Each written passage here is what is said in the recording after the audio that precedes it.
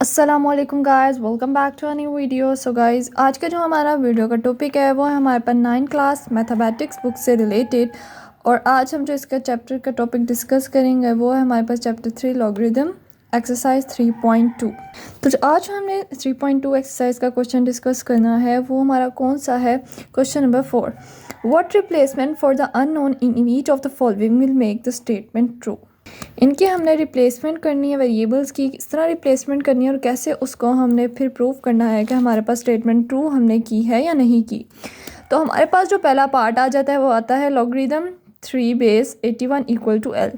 हमारा जो रूल है हमें क्या कहता है, जो हमारी बेस है लॉगरिदम में जो भी बेस है उसको लिखो एज अ बेस, उसको लॉगरिदम की जो बेस है उसको as a base without log लिखो, और जो हमारे पास राइट हैंड साइड पे वैल्यू है उसको उसकी पावर में ले जाओ।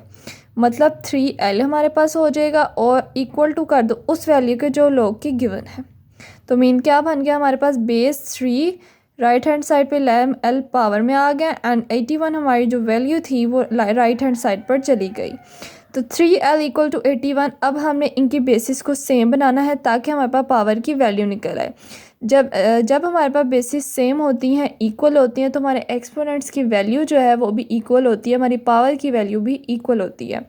तो 3l इक्वल टू 81 अगर हम देखें तो 3 की पावर जो 4 है वो इक्वल टू 81 होता है।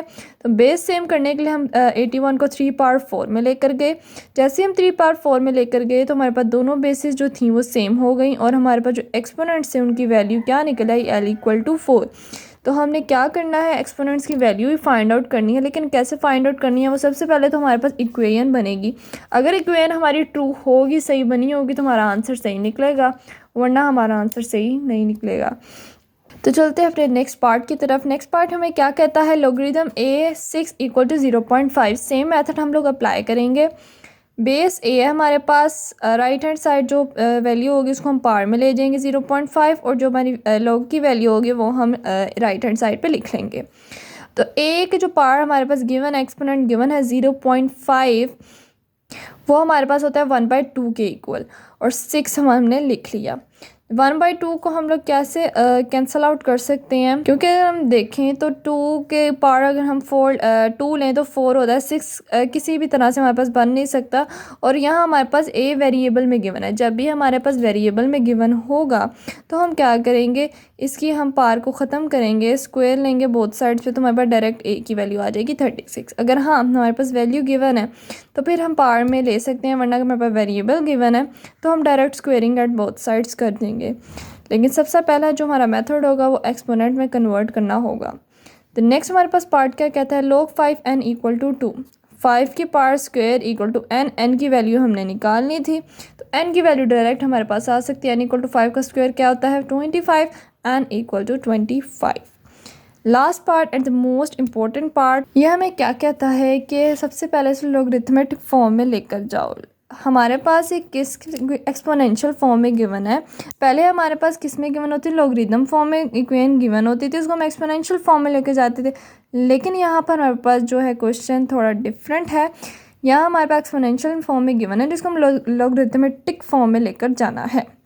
तो क्या करेंगे, जैसा कि आपको पता है जो भी हम लोग इधर वैल्यू लिखते हैं वो उसकी बेस होती है log की log 10, और जो वैल्यू हम लिखते हैं वो हमारे पास 40 इधर आती है, और जो हम पावर में या एक्सपोनेंट में लेकर जाते हैं वो हमारे पास राइट हैंड साइड पे लिखी जाती है। तो इसी तरह हम लोग लॉगरिथम फॉर्म कर लेंगे, इस वैल्यू का लॉगरिथमेटिक फॉर्म में इसको ले जाएंगे, और फिर हम क्या कहेंगे, जो log 40 है उसको p के इक्वल भी उसने कर दी, क्योंकि log 10 लिखना लाजमी नहीं है। अगर आप log 10 ना भी लिखें तो log सिंपली लिख दें तो वो भी एप्लीकेबल होता है। नेक्स्ट वो हमें क्या कहता है कि लॉगरिथम निकालो जो भी आपकी वैल्यू, क्योंकि आप देख सकते हैं कि दोनों साइड पे हमारे वेरिएबल्स गिवन है और डायरेक्ट हमारा लॉग ही निकल सकता है उस वैल्यू का। पी की हमने वैल्यू निकालनी थी। पी हमें क्या कहता है, लॉगरिथम ऑफ 40 का लॉगरिथम हम कैसे निकालेंगे, डायरेक्ट आप लोगों ने कैलकुलेटर पर वैल्यू पुट करनी है, और जो हमारे पास आंसर आएगा वो आएगा 1.6021। अब यहाँ हमारे पास बात आती है करैक्टरिस्टिक एंड मंटीसा की। करैक्टरिस्टिक वो हमारे पास वैल्यू होती है जो हमारे पास पॉइंट से पहले होती है। जो भी वैल्यू हमारे पास पॉइंट से पहले होगी वो हमारी क्या कहलाएगी, करैक्टरिस्टिक। और मंटीसा हमारे पास क्या होता है, आफ्टर पॉइंट वैल्यू हमारे पास क्या कहलाता है, वो मंटीसा। और जो बिफोर पॉइंट वैल्यू होता है वो हमारे पास कहलाता है करैक्टरिस्टिक। तो आपने क्वेश्चन में सबसे पहले एक चीज़ सबसे ध्यान में रखनी है, अगर हमारे लॉगरिथमिक फॉर्म में गिवन है इक्वेशन तो आपने इसको सबसे पहले एक्सपोनेंशियल फॉर्म में कन्वर्ट करना है और उनकी बेसिस या उनकी एक्सपोनेंट्स को इक्वल करके फिर आपने उनकी वैल्यूज़ निकालनी है। अगर आपके पास एक्सपोनेंट में गिवन है तो आपने सबसे पहले उसको लॉग की फॉर्म में लेकर जाना और फिर उसका लॉग निकाल के उसका आंसर डायरेक्ट लिख देना। तो यह था आज का हमारी वीडियो का टॉपिक जिसमें हमने ये डिस्कस किया। मिलते हैं नेक्स्ट वीडियो में एक नए टॉपिक के साथ। अपना बहुत ज़्यादा ख्याल रखिएगा। अल्लाह हाफ़िज़।